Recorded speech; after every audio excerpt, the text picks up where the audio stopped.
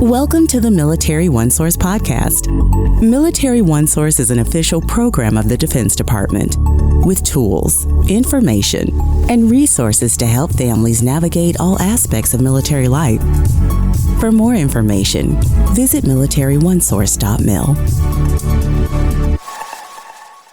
Welcome to the podcast. I'm Bruce Moody. We're going to hear today from Cady. She is the daughter of an Army sergeant, and she's going to share her story with us. She'll share her experiences as a military youth and some difficulties she faced with her mental health. She's also going to tell us how she emerged from these difficulties, the lessons she learned, and how she's now advocating for others. Cady, thank you for joining us today. Hi, Bruce. Thanks so much for having me. We're so pleased to have you with us. It is important to note that you do speak quite frequently to groups about your experiences and what you've learned from it. So with that, we're just going to step back. I'm going to step back and just ask you to go ahead and share your story. Hello, everyone. I wanted to thank you for giving the opportunity to speak in this space and share experiences with you. Today, I'm going to talk with you about mental health and my experience growing up in a military culture.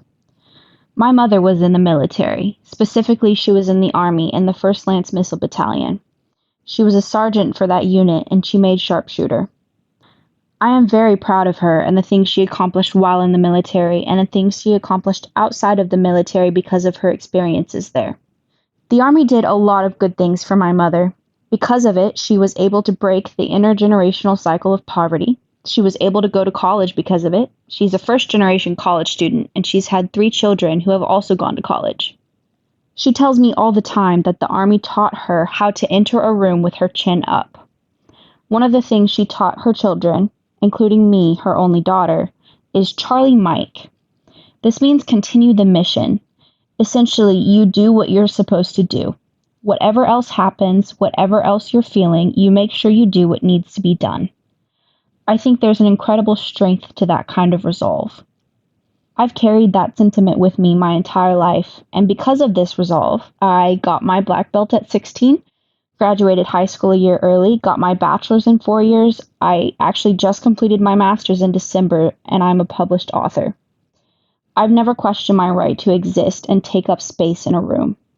This resolve, this discipline, this ability to overcome any obstacle is what Charlie Mike is. However, there's also a darker side to Charlie Mike. Any sort of perceived weakness, any vulnerability, any sign that you can't do what needs to be done, I didn't see any room for that in Charlie Mike. When I was 16 and working at getting my black belt and also trying to graduate high school at the same time, I started having panic attacks. I remember my first panic attack so vividly. I was in class filling out some sort of English worksheet, and the next thing I knew, I was in the bathroom sweating through my shirt. My heart was pounding, I was shaking, and I thought I was dying. So I called my mom. She talked me through it, and when I got home, she asked me what it was about. I was honest and I said I didn't know. I was stressed, overwhelmed, and anxious, but I'd been existing like that ever since I could remember, so I should have been fine. She made it clear to me that panic attacks were a weakness, and I shouldn't be having them. After all, I'd had to leave class and call her in the middle of her workday. So, I needed a way to do what needed to be done without panic attacks getting in the way like that. But I also knew I was going to have panic attacks. That was unavoidable. So I needed a way to have those panic attacks, hide that I was having them, and still go to school. In order to accomplish that, I started waking up early, and I would purposefully drive myself into a panic attack before school. And then I'd go about my day as if I were fine and not completely emotionally and physically exhausted. This next part I'm going to share is something that everyone involved in helping me with this presentation has been hesitant about. However, I think it's important to normalize people talking about mental health, even, or perhaps especially, in a more professional setting. I've also been talking about how important being vulnerable is, and it's important to me that I am not asking anyone else to do what I myself am not willing to do. I was diagnosed with anxiety and bipolar disorder recently, which is a diagnosis I sought out myself. I only went to therapy the first time because I knew it would be paid for by the athletics department I was under, and someone offered to go with me. I was so afraid that acknowledging anything was wrong would mean I had somehow failed. I'd known there was something, quote, wrong with me for years, but I couldn't talk to my family about it. That would be a vulnerability, and I had learned that you don't show vulnerability. My mother had shown me that over and over again my entire life, and admitting I had panic attacks just compounded that. Now, you may be wondering why my mother was so against showing any sort of vulnerability, even in her own home. In the Army, my mother was one of 7 women, and the only female sergeant. She faced, and continues to face, a lot of sexism. She got used to handling it, and as her only daughter, she wanted to make sure I could handle it as well. One of the ways she dealt with sexism was by showing absolutely no behaviors that someone could perceive as a weakness. If you show weakness, if people are able to tell that you are afraid or nervous, why will they listen to you? So she started watching my behavior from a very young age. Don't bounce your leg, don't play with your hair, get your hands away from your face, don't bite your lip, do this, don't do that, act like this. I still find myself observing what I'm doing like I'm somehow on the outside of my body. What message am I portraying? Is it the one I want to portray? How am I sitting? Do I need to change my face? It's unconscious for me now. It's also a cause of stress for me because it's hard for me to just exist somewhere. Yes, I've never questioned my right to belong in a room, but I have questioned my right to belong in a room if I'm not paying attention to exactly how I'm behaving and how people may perceive me. Covering up things that could be perceived as weaknesses became second nature to me. Even in conversations with people, if I was feeling uncomfortable or like I needed to reveal some sort of weakness for any reason, I would throw out a small one. One small vulnerability that I was comfortable with, so no one could hurt me with it, even if they tried. It wouldn't affect me, and therefore it wouldn't interfere with me doing what I needed to do.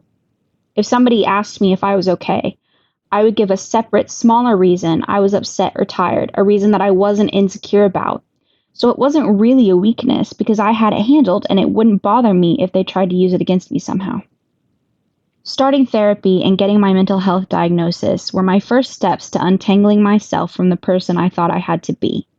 I had to learn who I was, rather than trying to fit myself into the mold of a stereotypical sort of strength. It's been hard. It's one of the most difficult things I've ever done.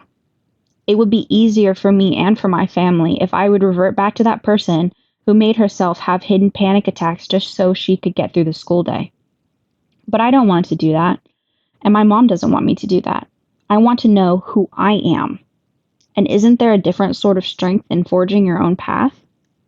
With all these messages surrounding vulnerability, how can we talk to kids who have grown up in this culture? Something you have to understand about helping these children is that we are raised to pretend there's nothing wrong, and we get very, very good at it. If you're looking for something wrong, some sort of marker you can identify, you're not going to help anyone. You need to pay attention to what kids aren't talking about rather than what they are. Sometimes, if a kid wants to know how someone might react to something that's bothering them, they'll throw out one small reason they're upset. I've done it, and I continue to do it to this day. They'll tell you a small, easily fixed issue to test if you can be trusted. How you react to that will determine whether or not they come to you with anything else. So, bearing all of this in mind, how can we encourage adults who are or were in the military to talk to their children about things that are deemed vulnerabilities but really aren't? We appeal to another facet of military culture, no man left behind. If you aren't talking to your children about mental health, sexual health, physical health, etc., you are making a decision that leaves them behind. You are leaving them without the tools they need to successfully overcome the hard challenges they will face in regard to their bodies and their minds. Even with the difficulties I've faced with the message, Charlie Mike, I wouldn't change it. I've taken that message, that strength, that resolve, that resiliency with me into every single day. My entire master's cohort knew about Charlie Mike and what it means because I told them about it. They quoted it back to me sometimes and told me that they've told their own families about it. Recently, because of the work that I do, I was asked to speak at a national conference in front of people I'd never met before. I was so nervous. I felt the anxiety building up in me like I was 16 again just considering the idea of it. And then, of course, came all the preparation and then the actual presentation. I was chanting Charlie Mike to myself throughout the entire preparation process, and when it came time to present, I was able to do it. I was able to get up in front of all of those people and do what I needed to do and help them understand what they needed to look at. This is what the military did for me, and I love that. Just because I have a diagnosis, a perceived weakness, or a perceived defect, it doesn't mean that I am weak. Look at everything that I've accomplished. I have my master's. I've presented in a national capacity. I've narrated modules that have won national awards. I've been published. I've accomplished things that I never thought I could have. And Charlie Mike, the unwavering resolve to do what needs to be done, has gotten me through it. Just because the children and young people that you care about have mental health problems or whatever personal silent struggle they may be dealing with, it doesn't mean that they can't overcome it with the tools that they already have. You can help them accomplish great things by giving them the tools to acknowledge, understand, and navigate the challenges they are struggling with. One of those tools could be therapy, but it could also be telling parents, caregivers, and really any adult that talking about vulnerabilities or perceived weaknesses doesn't make you weak, but is in fact the key to building resilient and healthy and capable children. It's a part of the mission. I've been in therapy for years, and going has given me a place to talk where I don't have to worry about trying to hide anything that I feel is wrong or that may be perceived as a weakness. That's what therapy's for. I've gotten so many coping skills from going, as well as an understanding of why my mind works the way it does. In so doing, I've managed to stop making myself have panic attacks. I go several days, if not weeks and months, without a panic attack now, which is something that I didn't think would ever happen. If you want the kids you care about to open up to you, you need to open up to them. Share some of your own perceived weaknesses with them. Share what you're struggling with. Be present with them. Pay attention both to what they're saying and what they're not saying. Make it clear that they are not weak or stupid or needy for asking for help. Make it clear that asking for help is extremely brave, and doing so will only ensure that you can Charlie Mike in a healthy and rewarding way. Thank you for listening. Thank you, Cady, for sharing your story, your journey, and your insights. I know that what you've shared with us today will really resonate with military families. And on behalf of all of us, we're just so grateful for you joining us today. Yeah, of course. Thank you so much. Thank you. And want to remind everybody that Military OneSource is an official resource of the Defense Department. We'd love to hear from you. We have a link in the program notes. Send us a comment, a question, or an idea for a future episode. And be sure to subscribe to our podcast wherever you listen to your podcasts, because we cover a wide range of issues to help military families as they navigate military life. I'm Bruce Moody. Thank you so much for joining us today. Take care. Bye-bye.